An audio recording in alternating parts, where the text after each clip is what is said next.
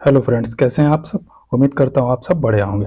Next week में आपके लिए 7-8 मेन बोर्ड आईपीओ ओपन होने जा रहे हैं, जिसमें पहला है सैगिलिटी इंडिया प्राइवेट लिमिटेड का आईपीओ।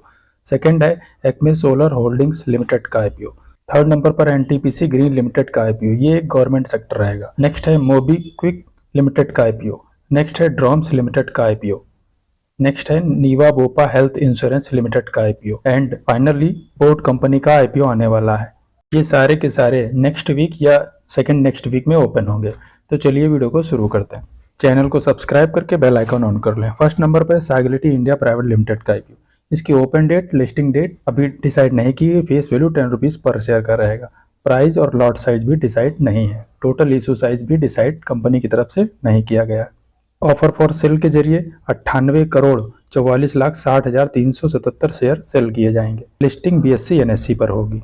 यदि इसके फाइनेंशियल को देखें तो सैगिलिटी इंडिया लिमिटेड ने मार्च 2023 से मार्च 2024 के बीच में रेवेन्यू 13% के साथ ग्रो किया एंड प्रॉफिट आफ्टर टैक्स 59% के साथ ग्रो हुआ है। कंपनी ने मार्च 2022 से मार्च 2024 तक 3 साल का फाइनेंशियल डाटा दिया, जिसमें एसेट्स 22 में 10,000 करोड़ के थे, मार्च 24 में 10,664 करोड़ के हो गए, लगभग 600 करोड़ का ग्रो हुआ। रेवेन्यू को देखें तो मार्च 22 में 944 करोड़ का था, मार्च 24 में आकर वह 4,781 करोड़ का हो गया। प्रॉफिट आफ्टर टैक्स को देखें तो मार्च में -4 करोड़ का था, जो मार्च 24 में 228 करोड़ का हो गया। बहुत तगड़ा जंप कंपनी ने किया। नेटवर्थ को देखें तो मार्च 22 में 4,026 करोड़ का था, मार्च 24 में आकर 6,443 करोड़ का हो गया। रिजर्व एंड सरप्लस को देखें तो मार्च 22 में 2,073 करोड़ का था, अभी के टाइम 1,855 करोड़ रुपए है। इसमें थोड़ा गिरावट आई है। टोटल बोरोइंग को देखें तो मार्च 22 में 4,240 करोड़ के लगभग था, अभी के टाइम मार्च 24 में इनकी बोरोइंग 1,933 करोड़ है, यानी बोरोइंग इन्होंने आधी कम कर दी। कंपनी के पास रिजर्व सरप्लस ठीक ठाक है, तो अपनी बोरोइंग को भी इजीली खत्म कर सकती है। यदि इसके रिजर्वेशन को देखें तो QIBs के लिए 75%, रिटेलर के लिए 10% और HNIs के लिए 15% का पोर्शन रखा गया है, तो रिटेलर्स को इसमें कम दिया गया है। सैगिलिटी इंडिया के प्रमोटर के पास अभी कंपनी की 100% शेयर होल्डिंग है। आईपीओ आने के बाद पोस्ट इशू कम हो जाएगा। सैगिलिटी India private limited company health care के ऊपर फोकस करती है। कंपनी हेल्थ केयर की सर्विस प्रोवाइड करती है, जिसमें डायग्नोस्टिक एंड मेडिकल टेक्नोलॉजी के काम करती है। कंपनी के पास वर्तमान में यदि देखें तो 35,044 एम्प्लॉई हैं, जिसमें 60% महिलाएं हैं। कंपनी के पास 1,687 एम्प्लॉय सर्टिफाइड हैं, जिसमें से 374 मेडिकल कैडर है और 1,280 रजिस्टर्ड नर्स यूएस, फिलीपींस और इंडिया में है। इसका registrar link in time private limited है, जहां से इसके अलॉटमेंट को चेक किया जा सकता है। नेक्स्ट कंपनी का नाम है एक्मे सोलर होल्डिंग्स लिमिटेड। ये एक मेन बोर्ड का आईपीओ है। क्योंकि डेट, लिस्टिंग डेट डिसाइड नहीं की गई है कंपनी की। फेस वैल्यू 2 रुपीज़ पर शेयर की। प्राइस और लॉट साइज भी कंपनी की तरफ से भी डिसाइड नहीं किया गया। टोटल इशू साइज इनका 3,000 करोड़ का रहेगा, जिसमें फ्रेश इशू के जरिए 2,000 करोड़ रुपए के नए शेयर जारी किए जाएंगे। ऑफर फॉर सेल के जरिए एग्जिट प्रमोटर 1,000 करोड़ रुपए के शेयर सेल करेंगे। लिस्टिंग बीएससी एनएससी पर होगी। इसके रिजर्वेशन को देखें तो QIBs के लिए 75% पोर्शन रखा गया, रिटेलर्स के लिए 10%, HNIs के लिए 15%, रिटेलर्स के लिए बहुत कम रखा गया।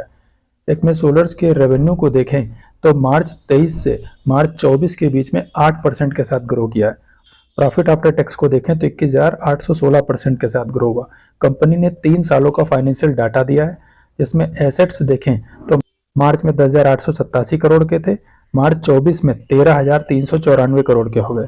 रेवेन्यू 22 में 1,562 करोड़ के थे, मार्च 24 में 1,466 करोड़ का हो गया। प्रॉफिट आफ्टर टैक्स मार्च 22 में 62 करोड़ का था, मार्च 24 में 690 करोड़ का हो गया, यानी 10 गुने से भी ज्यादा। नेटवर्थ को देखें तो 22 में 1,843 करोड़ का था, अभी के टाइम 1,956 करोड़ की नेटवर्थ है। रिजर्व सरप्लस को देखें तो 1,154 करोड़ 22 में था, अभी के टाइम इनके पास 1,836 करोड़ है। बोरोइंग को देखें तो 162 करोड़ हुआ करती थी, अभी के टाइम 372 करोड़, यानी बोरोइंग थोड़ी बढ़ी है, तो रिजर्व सरप्लस भी बढ़ा है। कंपनी रिजर्व सरप्लस को मेंटेन करती है, तो अपनी बोरोइंग को इजीली खत्म कर सकती है। चैनल को सब्सक्राइब कर लें और बेल आइकन को भी ऑन कर लें। नेक्स्ट कंपनी का नाम है एनटीपीसी ग्रीन एनर्जी लिमिटेड। इसकी आईपीओ की ओपन डेट 4 नवंबर हो सकती है और क्लोजिंग 6 नवंबर को हो सकती है। यानी 4 से 6 के बीच में खुलने की उम्मीद है। इसके आईपीओ का टोटल साइज 10,000 करोड़ रुपए का होगा। NTPC green energy NTPC limited की सहायक कंपनी। यदि एनटीपीसी का आप एक शेयर बाय कर लेते हैं तो इसमें शेयर होल्डर कोटा आपको मिल सकता है। ये भारत सरकार में सोलर विंड को बढ़ाना चाहती है। यदि इसके रिजर्वेशन को देखें तो क्यूआईबीज के लिए 75% पोर्शन रहेगा, एचएनआईज के लिए 15% पोर्शन रहेगा और रिटेल इन्वेस्टर के लिए 10% का पोर्शन रहेगा। यदि इसके प्राइस बैंड को देखें तो संभवतः 500 रुपए का शेयर आसपास रह सकता है।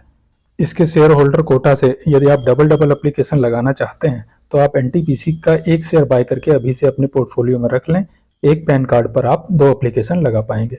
नेक्स्ट कंपनी की बात करें तो कंपनी का नाम है मोबीक्विक लिमिटेड। ये 2028 में इनकॉर्पोरेट हुई थी।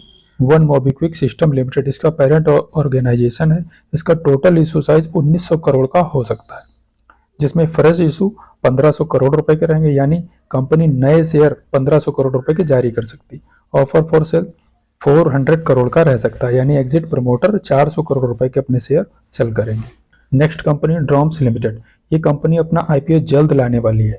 ये कंपनी 2014 में इनकॉर्पोरेट हुई थी एंड इसका टोटल इशू साइज लगभग 3000 करोड़ रुपए का रह सकता है। नेक्स्ट कंपनी का नाम है नीवा बोपा हेल्थ इंश्योरेंस लिमिटेड। ये कंपनी अपना आईपीओ लाने वाली है। इसका टोटल इशू साइज 3000 करोड़ रुपए का रह सकता है, जिसमें फ्रेश इशू के जरिए 800 करोड़ रुपए के नए शेयर जारी करेगी और ऑफर फॉर सेल के जरिए 2200 करोड़ रुपए के एग्जिट प्रमोटर अपने शेयर सेल करेंगे, जिसमें से 320 करोड़ रुपए के शेयर सिंगापुर होल्डिंग्स द्वारा बेचे जाएंगे और 1880 करोड़ रुपए के शेयर फेटल टोन के द्वारा बेचे जाएंगे। नेक्स्ट कंपनी का नाम है बोट लिमिटेड का आईपीओ। ये 2013 में इनकॉर्पोरेट हुई थी। इसका parent organisation imagine marketing limited है। बोट आईपीओ का इशू साइज लगभग 2000 करोड़ रुपए के आसपास रह सकता है, जो हेडफोन, स्पीकर और इलेक्ट्रॉनिक के छोटे गैजेट्स बनाती है। तो पैसा तैयार रखिए, आपके लिए बेहतरीन मौका है। नेक्स्ट वीक में एक से एक बढ़कर एक आईपीओ आने वाले हैं। इसके अलावा ओयो कंपनी अपना आईपीओ ला सकती है। ये 2012 में इनकॉर्पोरेट हुई थी। इसका पेरेंट ऑर्गेनाइजेशन ओरवेल ट्रेवल्स लिमिटेड है। इसका टोटल इशू साइज 8430 करोड़ रुपए का हो सकता है। इसके अलावा जिंका लॉजिस्टिक लिमिटेड भी अपना आईपीओ लेकर आ सकती है। इसका टोटल इशू साइज यदि देखें तो लगभग 550 करोड़ रुपए का हो सकता है। इसके अलावा बजाज एनर्जी अपना आईपीओ लाने वाली है। ये ग्रीन एनर्जी का बड़ा आईपीओ होगा। जिसको वारी में नहीं मिला वो बजाज एनर्जी में ले सकता है। इसका टोटल इशू साइज लगभग 5500 करोड़ रुपए के आसपास हो सकता है। इसके अलावा एक फाइनेंस सेक्टर की कंपनी है अवांसी फाइनेंस सर्विस लिमिटेड। ये भी अपना आईपीओ नेक्स्ट वीक या उसके नेक्स्ट वीक में ला सकती है। तो दोस्तों, आपके लिए बहुत बढ़िया आईपीओ आने वाले हैं। पैसा तैयार रखिए, एकदम कमर कस लीजिए। आपके लिए कमाई के शानदार मौके खुलने जा रहे हैं। यदि जानकारी अच्छी लगी और आपके काम की है तो चैनल को सब्सक्राइब करके बेल आइकन ऑन कर लें। आपका धन्यवाद।